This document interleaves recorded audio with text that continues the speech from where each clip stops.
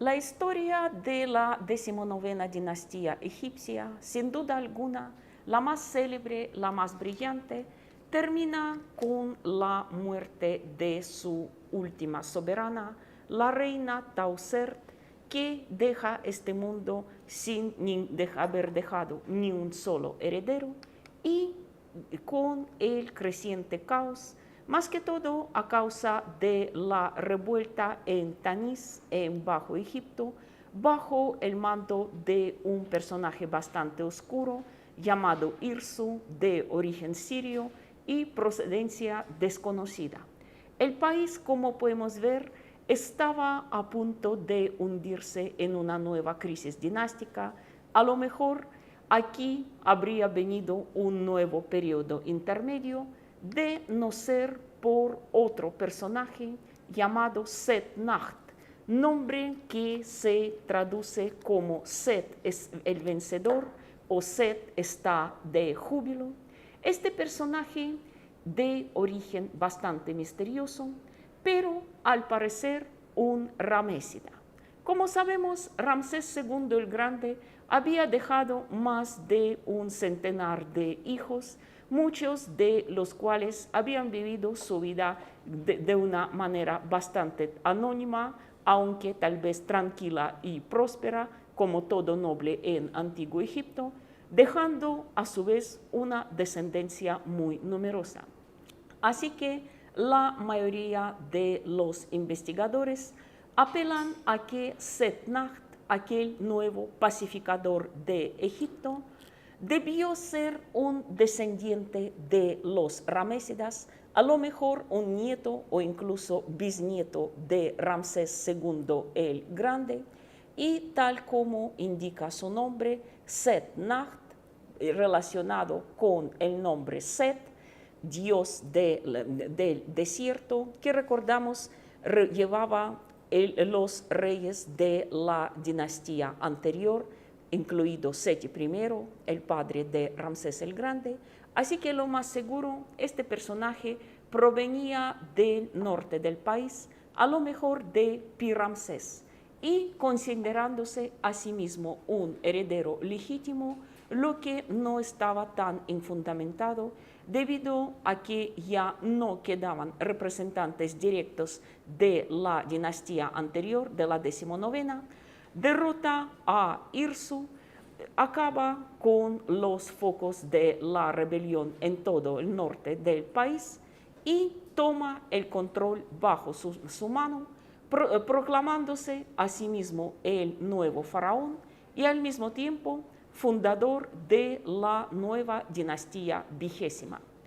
Así que, como podemos ver, Set-Nacht, aunque no había dejado muchos testimonios históricos, salvo tal vez esta estela que conmemora su coronación, no, sin embargo, se convirtió en un auténtico salvador de Egipto, solo gracias a su sagacidad, a su valor, a su firmeza y, cuando era necesario, también crueldad, pues dicen que había aplastado la rebelión de Irso de una manera muy cruel, incluso podemos decir sanguinario, pero como no podemos decir que lo dirigía únicamente la ambición de sentarse en el trono de Egipto.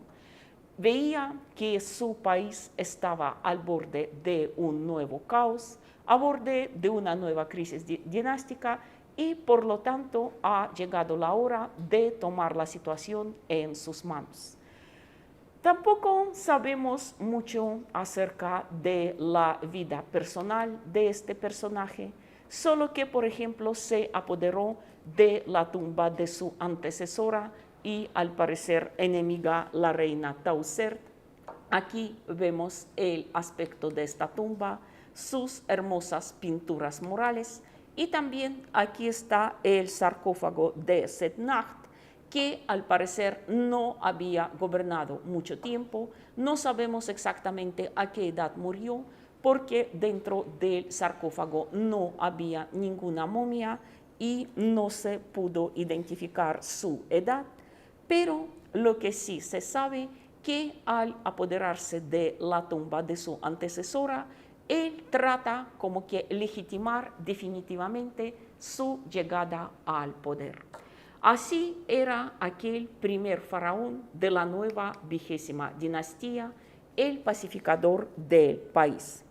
Repito que no se sabe mucho acerca de la vida íntima de este faraón, salvo que estaba casado con una dama llamada Tia Merit Iset, literalmente amada de Iset.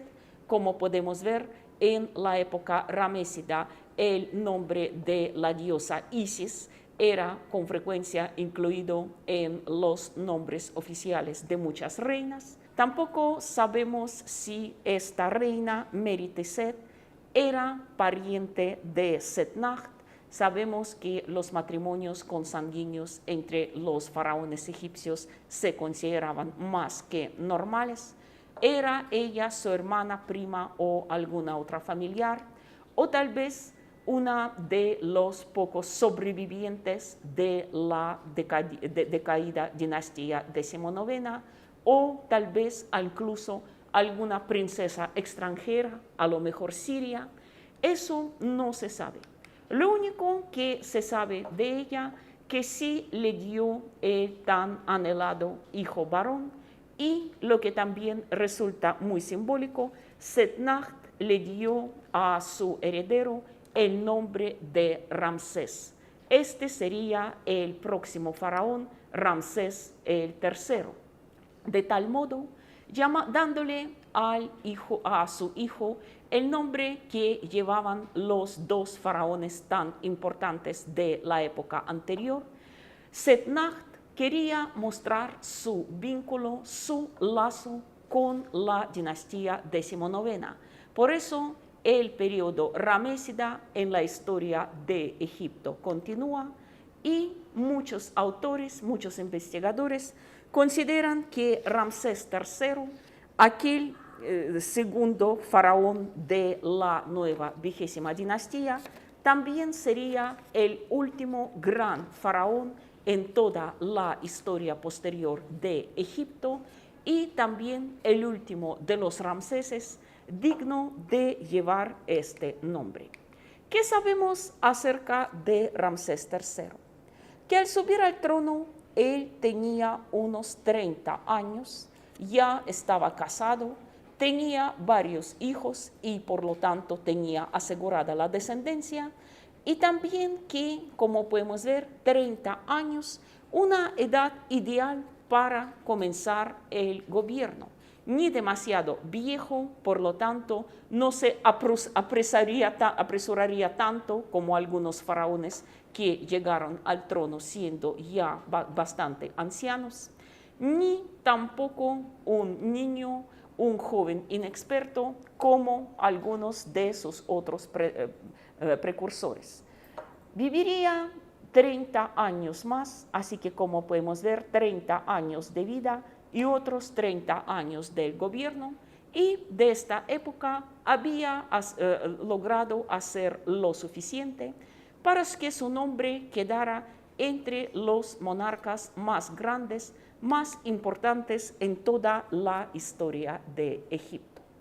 Cabe señalar que aunque su padre y antecesor, el faraón Setnacht, había hecho todo lo posible para normalizar la situación dentro del país, para lograr la estabilidad interna y no permitir que Egipto se desintegrara, pero no le alcanzó el tiempo para normalizar también la situación en las fronteras de Egipto.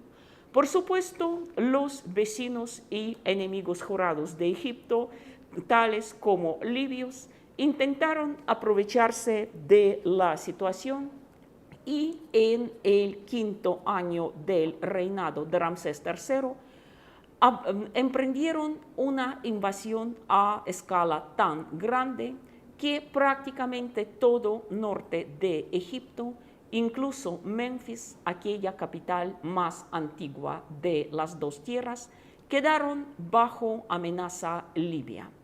Sin embargo, Ramsés III mostró que era un heredero digno de sus gloriosos antepasados, y logró derrotar a los libios, aquellos viejos enemigos de Egipto que desde hace siglos, como ya hemos visto, intentaban instalarse en las fértiles tierras del delta del Nilo en el Bajo Egipto. Otra vez emprendieron una invasión. Esto ocurrió en el 5º año de reinado de Ramsés III y era una invasión a tal escala que creó peligro para todo el Bajo Egipto, para toda la parte norte del país, incluso para Menfis, la antigua capital egipcia. Sin embargo, Ramsés III, tal como lo muestra este relieve conmemorativo en el templo de Medinet Abu, una de las obras arquitectónicas más relevantes de la época de este faraón, logró frenar a los invasores y los derrotó prácticamente en la cercanía de Menfis. Por esto, la batalla que aparece aquí pasó a la historia como la batalla de Menfis. Los libios se vieron obligados a retroceder y abandonar el delta. Sin embargo, la paz no duró mucho tiempo. Apenas han transcurrido 3 años de la relativa tranquilidad. En el 8º año del gobierno de Ramsés III, él, como muestra otro relieve en aquel mismo templo, Medinet Abu, se vio obligado a rechazar una nueva invasión, al parecer mucho más peligrosa y mejor organizada, de los así llamados pueblos del mar. Esta vez la invasión, aunque como todas las anteriores fue representada por toda una coalición de los pueblos, esta vez a la cabeza estaban los Peleset, aquellos mismos filisteos que conocemos tanto por la Biblia y aquí en el relieve donde ellos aparecen enfrentándose al ejército de Ramsés III, son fácilmente reconocibles por sus famosos cascos con penachos. Esta invasión se produjo de una forma bastante insólita. Si recordamos la táctica de los pueblos del mar, siempre trataban de desafiar a su enemigo a una batalla naval, porque aquí sin duda tenían todas las ventajas. Recordamos que los egipcios ya se habían enfrentado a los pueblos del mar en más de una ocasión. Aún Ramsés II el Grande había derrotado a los Sherdana. Más tarde, su hijo Merenptah rechaza exitosamente otra invasión, pero ahora las cosas parecen complicarse porque los pueblos del mar avanzaban tanto por mar, pasando por las tierras del delta del Nilo, prácticamente bloqueando la costa norte de Egipto, como también moviéndose en sus carros de guerra por tierra, paralelamente a la costa. Pero lo que logró realmente mostrar Ramsés III, que sí sabía luchar tanto en el agua como en tierra firme. El ejército egipcio se encuarteló en un puesto fronterizo llamado Zahi o Yahi. Su transcripción varía de una fuente a otra. Y precisamente ahí, en Yahi, Ramsés III logró provocar al enemigo a luchar contra él en tierra. Esto ya era una gran ventaja egipcia. Y aquí precisamente en este relieve vemos la escena de la batalla de Yahi, donde los egipcios, incluido el mismo faraón, representado como una figura gigante que supera con creces en estatura a sus súbditos, los egipcios aparecen disparando más que todo los arcos y con esto siembran un auténtico pánico entre los pueblos del mar. Cabe señalar que Ramsés, sin duda alguna, ya conocía muy bien las tácticas de sus enemigos, sabiendo que los pueblos del mar eran muy valientes y muy difíciles de superar en un combate cuerpo a cuerpo, tal como evidencian algunos testimonios. Cada uno de los representantes de aquellos pueblos era mucho más alto y más vigoroso que un soldado egipcio. Pero los egipcios tenían una gran ventaja, sus arcos de largo alcance, y como también evidencian los textos de la época, mientras el carro egipcio, recordamos, diseñado aún por el faraón Ahmose I, aquel que liberó a los egipcios del yugo de los Hicsos y prácticamente creó aquel famoso carro egipcio, era un carro ligero y veloz, perfeccionado a lo largo de siglos por los sucesores de Ahmose, que han mostrado su eficiencia en muchas batallas, más que todo en las legendarias batallas de Megido y de Kadesh, mientras los carros de los filisteos iban arrastrados por los bueyes. Un buey, por supuesto, es un animal muy poderoso, pero la velocidad de estos carruajes no podía compararse con la de los egipcios. Así que en la primera fase de la batalla, los soldados de Ramsés acribillan al enemigo con sus poderosos arcos y luego en la segunda etapa entran en acción los carros de guerra que no terminan de acorralar y rodear al enemigo. En esta imagen podemos ver la última fase de la batalla de Yahi, cuando los Peleset y sus aliados huyen por sus vidas hacia el mar, hacia los barcos, viendo que esto es su única salvación, su última esperanza.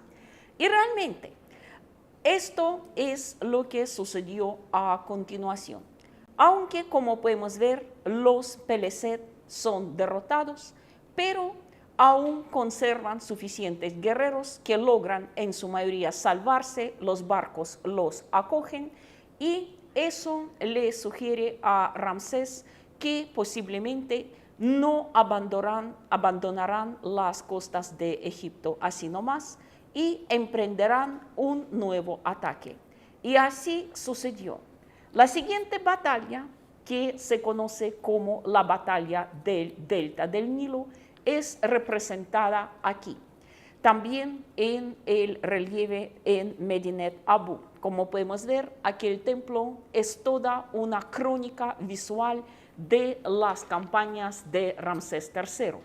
Aquí podemos ver que la batalla ya tenía carácter naval, pero otra vez los egipcios ganaron atrayendo al enemigo a aquellos canales estrechos del delta del Nilo, donde maniobraban fácilmente ligeros barcos egipcios, pero las naves de los pueblos del mar, acostumbrados a la amplitud del Mediterráneo, creados para navegar en el mar abierto y no por los canales estrechos, también terminan derrotados.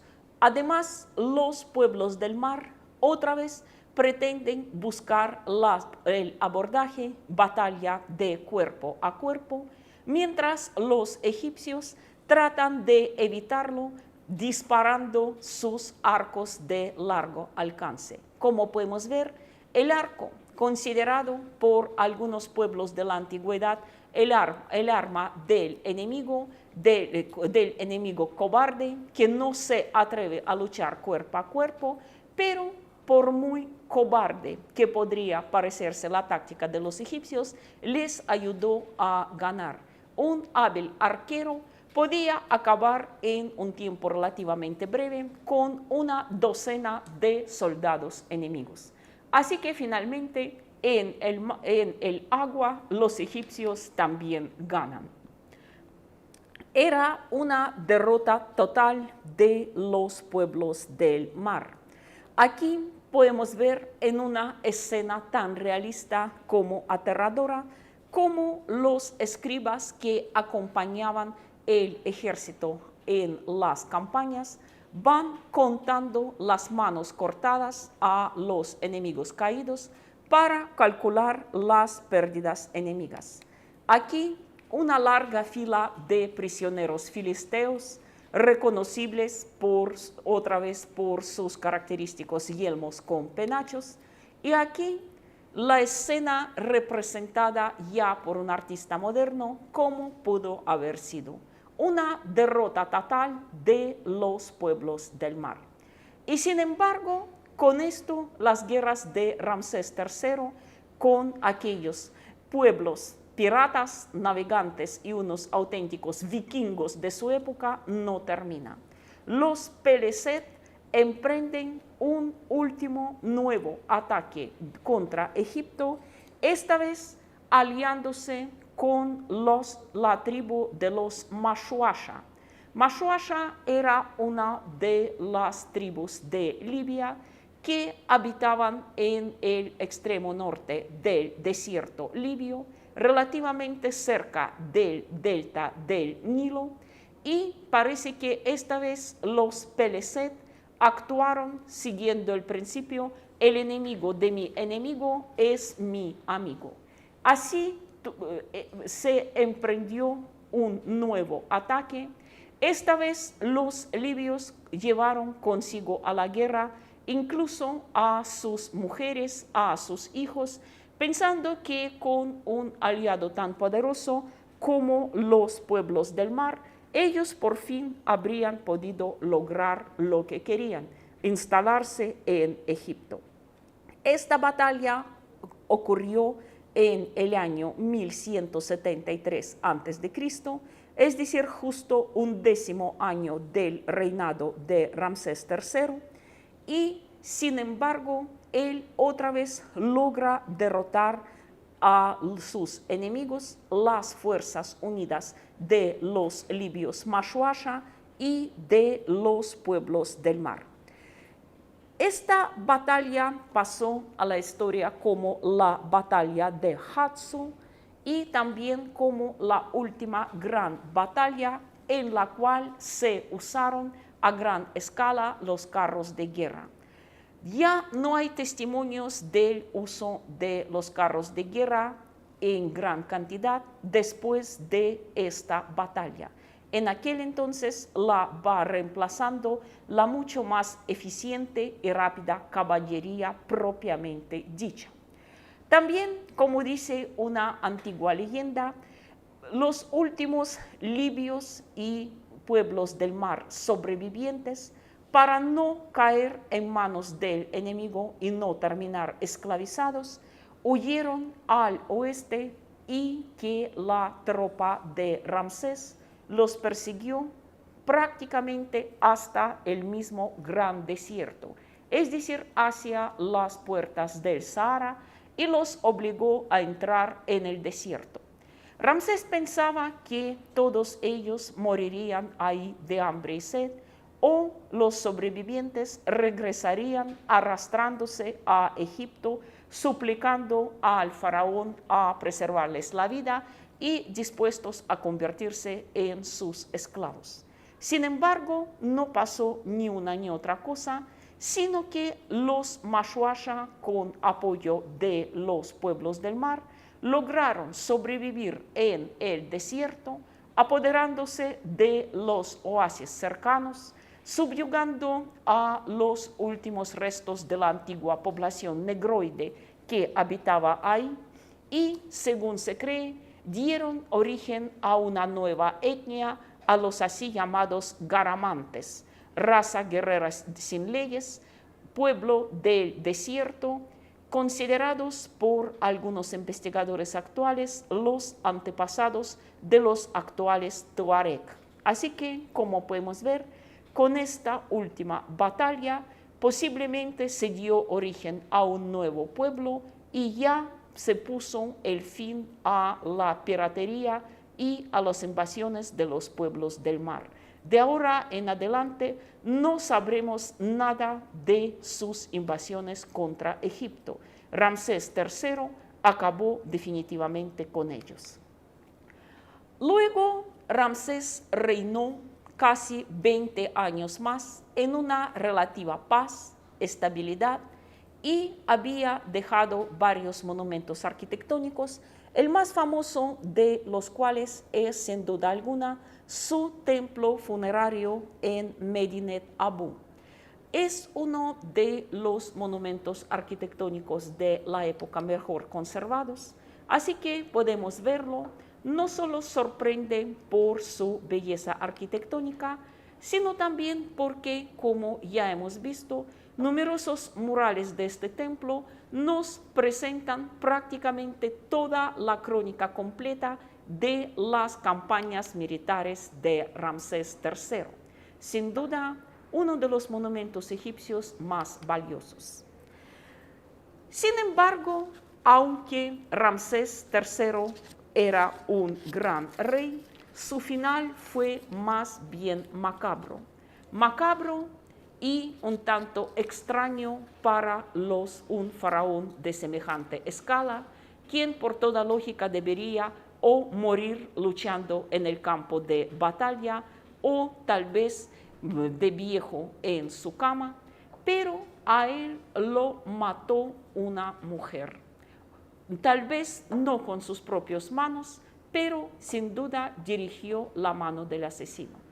Antes de hablar sobre aquella famosa conspiración del harén, como lo llaman los egiptólogos, vamos a averiguar un poco, al menos algunos detalles, sobre la familia y sobre la vida íntima de Ramsés III.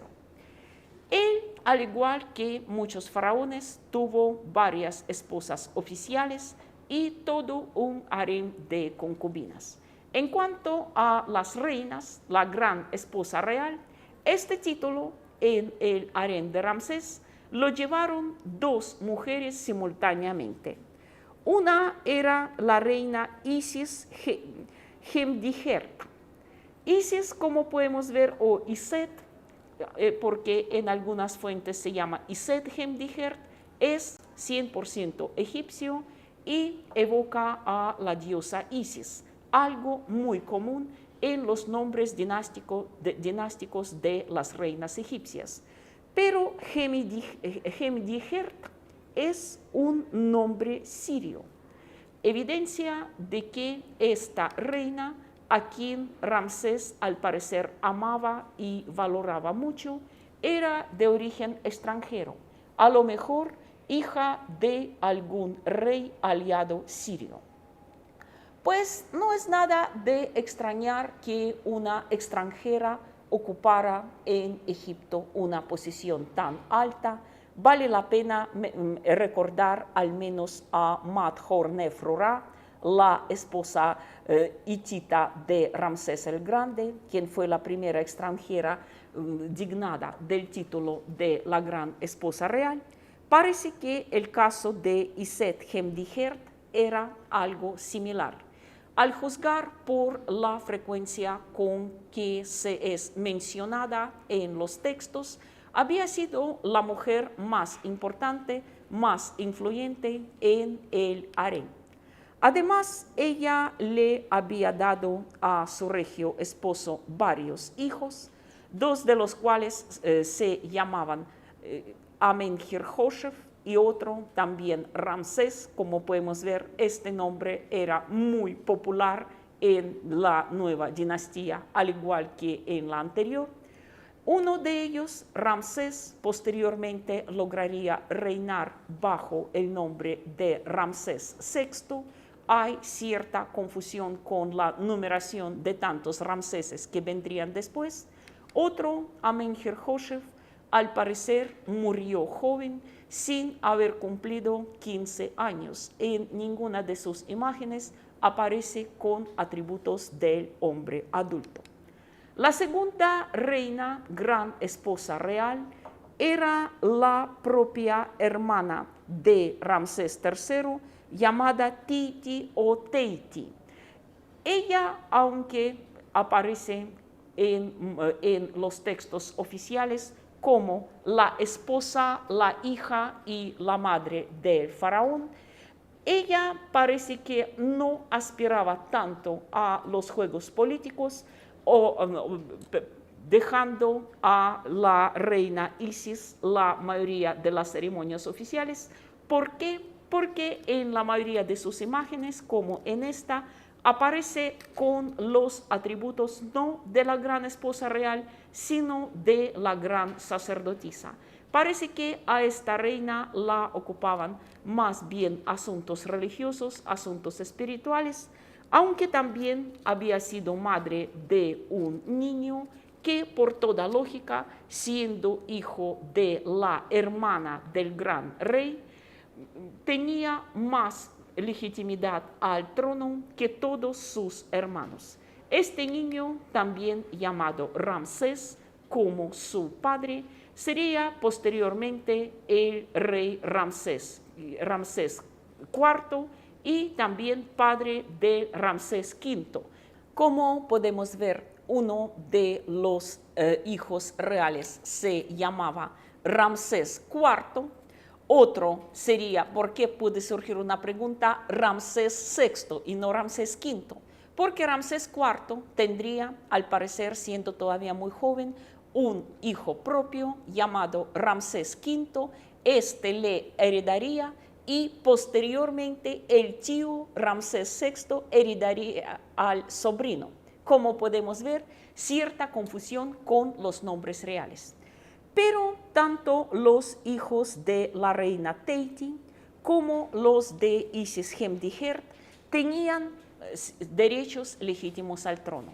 Sin embargo, en el harén de Ramsés III había otra mujer que nunca llevó título ni de la reina ni de la gran esposa real, sino era una de las esposas secundarias, llamado Ti o Teye. Como podemos ver, a veces los nombres de las reinas también se confunden.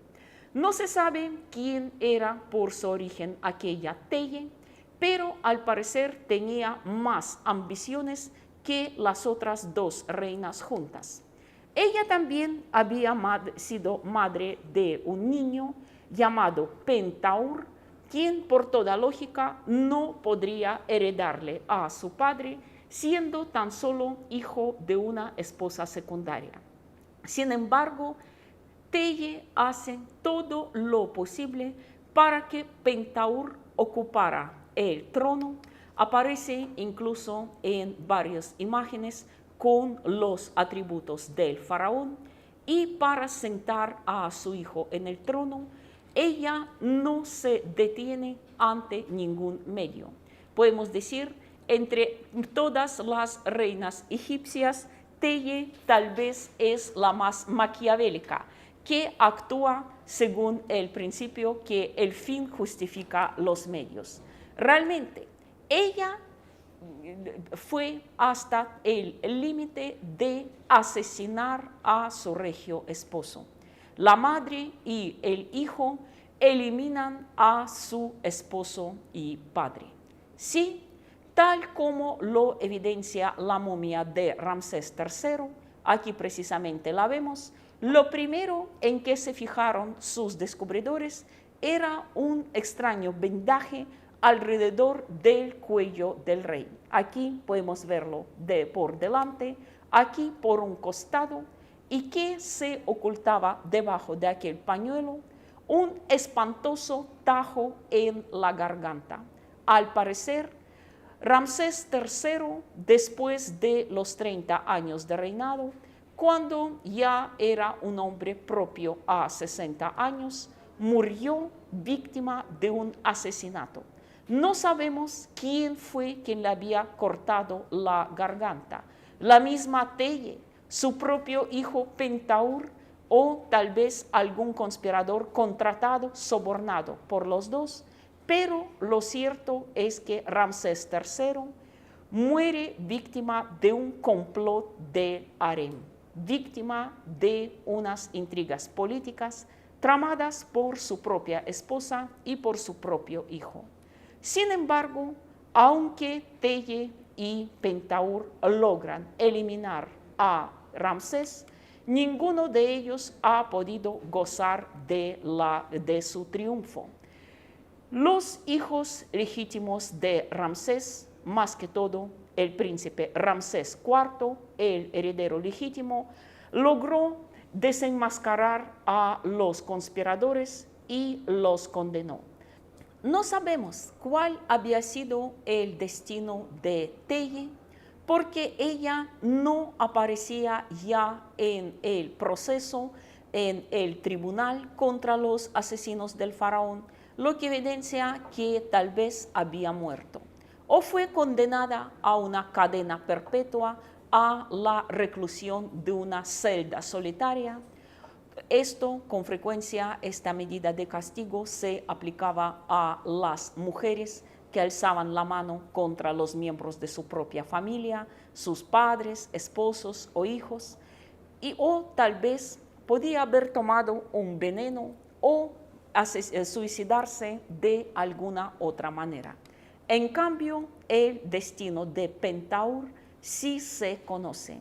Fue condenado a muerte y hoy día la mayoría de los egiptólogos identifican la personalidad de Pentaur, de aquel regicida, con la así llamada momia que grita.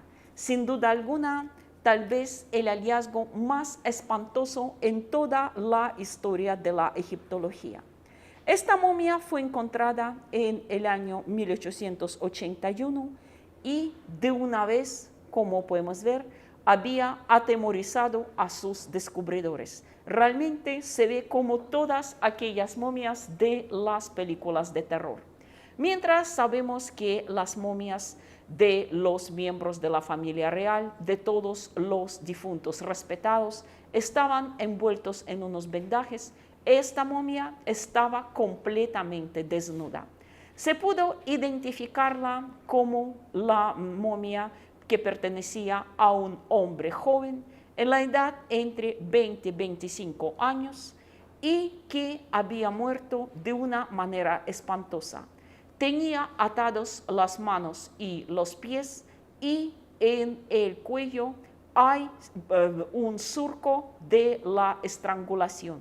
Murió estrangulado y previamente, como podemos ver, atado por sus verdugos. Y la expresión de su cara es realmente horripilante. Gritó hasta el último instante, su muerte debió ser horrenda.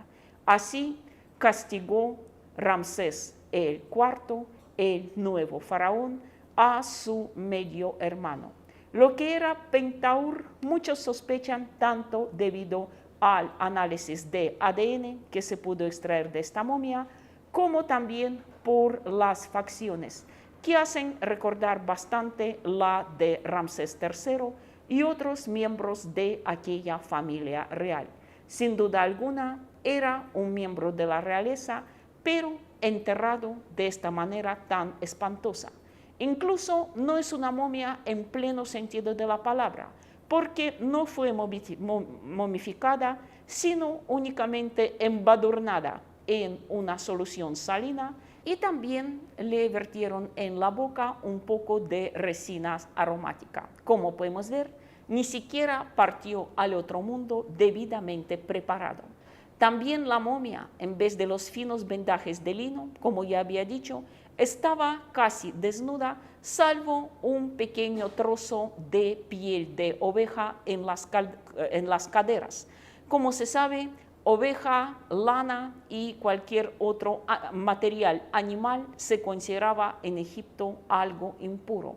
Así, tal vez envolviendo la momia en la piel de oveja, trataron de mostrar su desprecio hacia el asesino de su propio padre.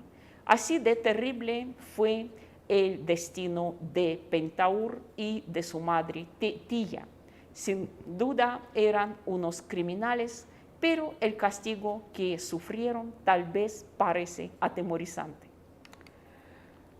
Ahora un poco acerca de los otros faraones de la dinastía 20, comenzando por Ramsés IV. El reinado de Ramsés IV no se conmemoró por ningún acontecimiento importante, era más bien tranquilo, salvo de que había dejado el famoso papiro de Harris, que tiene longitud de casi 42 metros y pasó a la historia como el papiro más grande del mundo.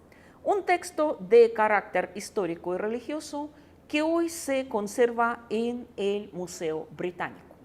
Después viene toda una pléyade de faraones llamados Ramsés, de los cuales en realidad no hay mucho que decir.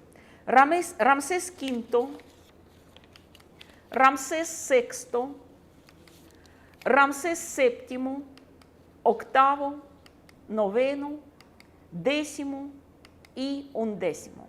Este sería el último faraón de la 20ª dinastía. Durante el gobierno de todos estos Ramséses, Egipto vive una decadencia progresiva, mientras el país casi se desintegran, los gobernantes de las provincias apenas están sometidos a las decisiones de los faraones, mientras el poder cada vez mayor lo adquiere la casta sacerdotal. Finalmente, cuando el faraón Ramsés XI muere sin haber dejado ningún heredero varón, el sacerdote supremo de Amón, un hombre llamado Herihor, personaje bastante interesante y también controvertido, se casa con la última sobreviviente de la 20ª dinastía, la princesa Nojimet, quien era la última hija sobreviviente de Ramsés XI, y proclama a sí mismo el faraón, pretendiendo crear una nueva dinastía, la 21ª. Sin embargo, su poder se limita casi únicamente con Tebas y la parte sur, es decir, con algunos nomos del Alto Egipto, mientras el resto del país prácticamente se separa. Así comienza el nuevo o tercer periodo intermedio y la decadencia definitiva de la civilización egipcia.